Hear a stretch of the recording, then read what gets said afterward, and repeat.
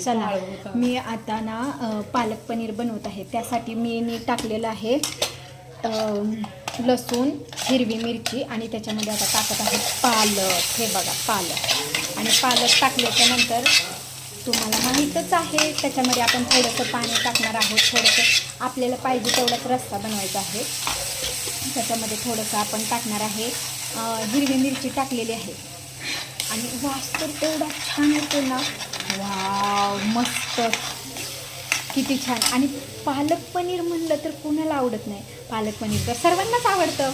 म्हणून मी असं छानपैकी पालक पनीर बनवत आहे. आणि त्याच्यासाठी मी हा अगदी छोटासा व्हिडिओ टाकलेला आहे तुमच्यापर्यंत, हा पालक पनीरसाठी. आणि त्याच्यासाठी हे बघा मी असे बारीक बारीक तुकडे, म्हणजे बारीक एवढे पण बारीक नाही तुकडे केलेले.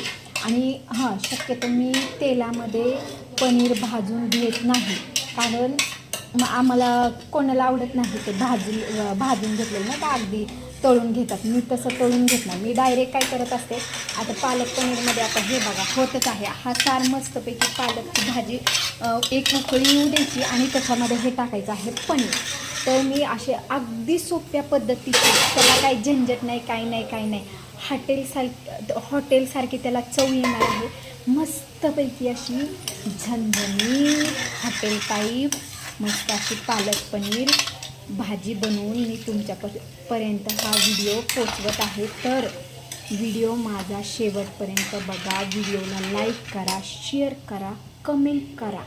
आणि काही चुकलं असेल ते पण आम्हाला कमेंटमध्ये जरूर सांगा. पण व्हिडिओ शेवटपर्यंत बघा, व्हिडिओला चुकवू नका. Bye bye, have a nice day.